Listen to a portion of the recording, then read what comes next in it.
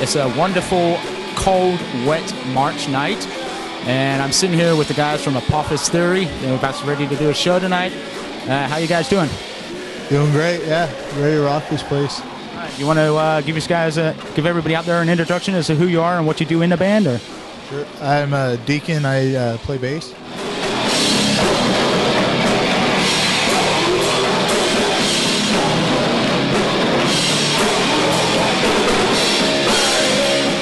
I'm John. People know me as Reverend Chainsaw. I play drums and percussion.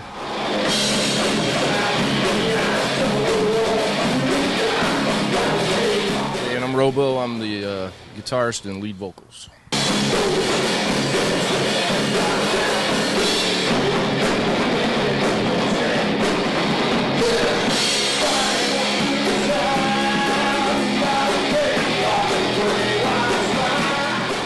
You guys formed in 2007 as a three-piece. So how'd you all meet?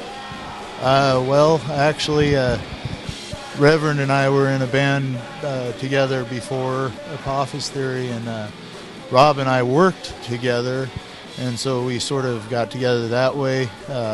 When we dissolved the last band, we stuck together, and then I asked Rob to come out and jam with us and just see if sparks flew or if anything happened, and it hit. So we stuck together, and we've been together since. We've gone through a couple different members, and we've had a lot of fun with it, but the core members are still here, the ones that started it. So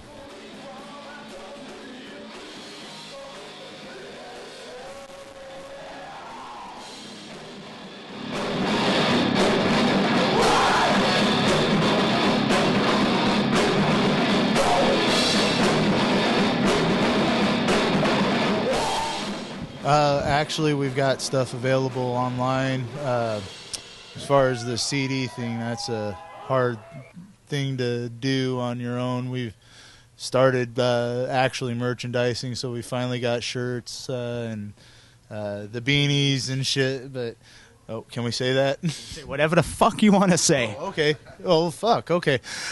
So I'm sitting here trying to be all polite. But anyways, yeah.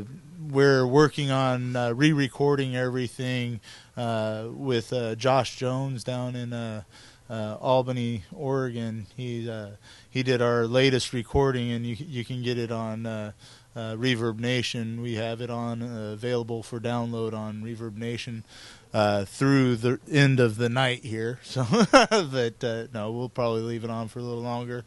But as far as having a full album out, we've got stuff people can stream online, and that's the way to get noticed anymore.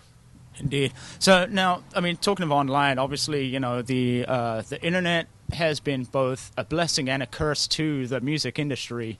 A blessing because you can do the do-it-yourself type format without the hassles of labels and greedy ass middlemen that want to just take. But at the same time, it could be a curse because of illegal downloading and such. And how do you feel about downloading? I love it.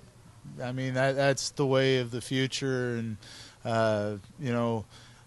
we do it for the love of it. The money comes from, honestly, I ain't bullshitting. It comes from the merchandising and people supporting the band, buying their merchandise and stuff like that. That's how bands survive. It's not anymore. It's not the production of the CDs or anything. The CDs are usually given out and handed out.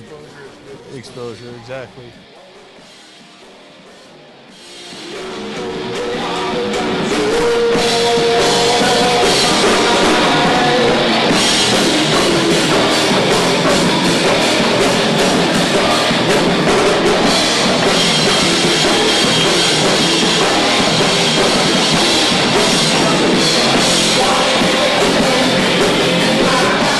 What is your opinion on those, what I would like to consider Pantera clones? Bands that came out, that idolize, Phil Anselmo and such, and I'd probably let Rob.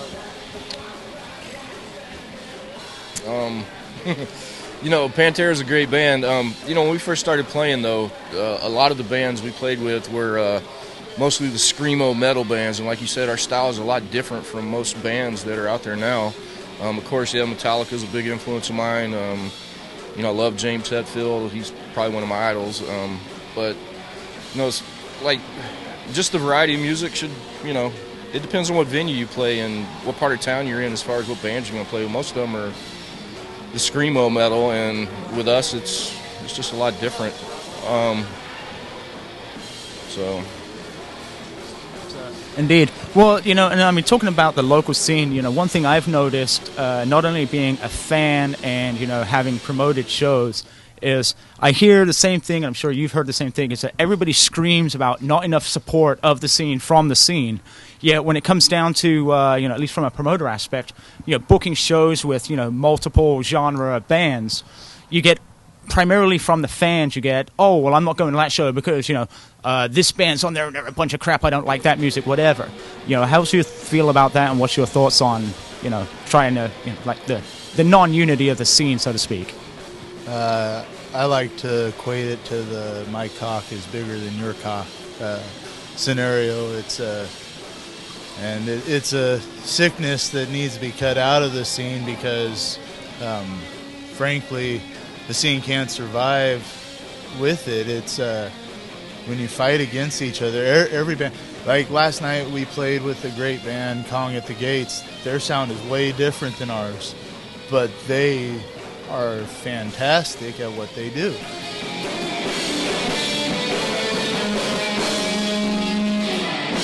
So, yeah, no, we have mad respect for all musicians. We've played hip-hop shows. We've played with bands that most bands would just say hell no because they're afraid. When we played the hip-hop shows, the promoter was like, you realize this is a hip-hop show? And I said, yeah, we know. And he goes, and you're okay with it? And he said, yeah. And he said, you're not going to wuss out on me last minute like all the other bands do. And I was like, what do you mean other bands? He goes, well, the other bands, once they realize that it really is like a hip-hop show, they freak out. So we're not that way. We'll play wherever, whenever. See, we're even playing with the guy who's playing bagpipes tonight. Come on.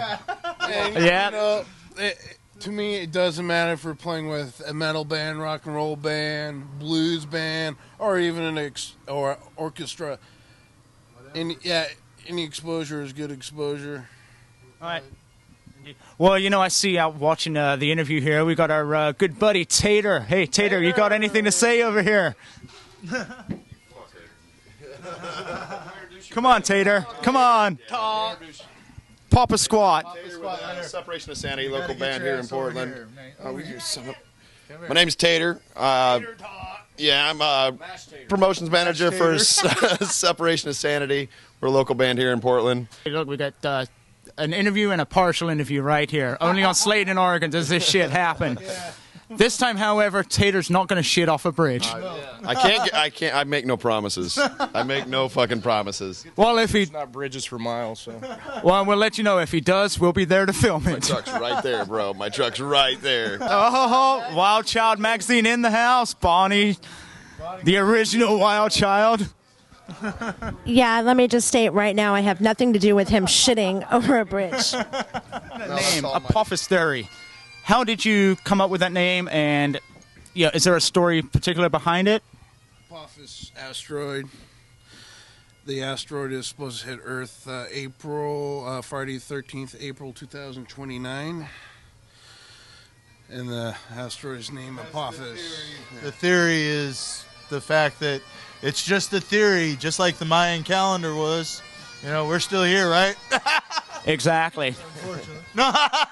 Also, there's another meaning is Apophis is the Greek word for the Egyptian god Apep, which is the god of chaos and destruction in the Egyptian hierarchy of that, all that crap. So chaos and destruction fits us.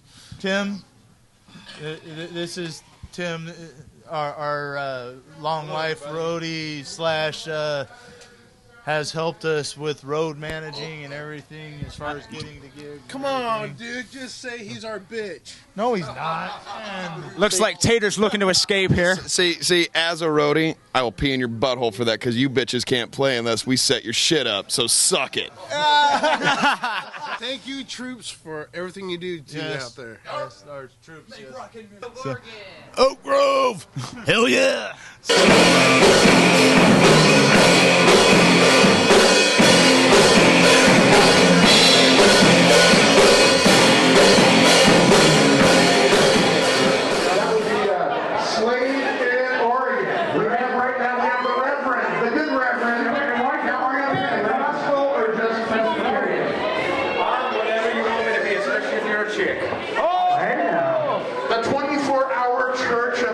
What do you think? Sounds fucking awesome. I'll be the minister performing all the rites of passage. Right. Why is this guy looking at me? Nice. Well, we're going to get you married off. Married by name. I'm already married. I'm on TV right now? Have I broken the lens yet? Have I broken? Thank you. Okay. All right. Tell us about Slade in Oregon. When you guys started, what is going on over there? There's some crazy shit about you guys, dude. What's going on? Well, we're a local access TV show. You can be seen on Channel 11 podcast starting April 1st. We started April's birthday. Wait a minute, April's birthday is in April? Yes. April 1st. April Fool's Day, too.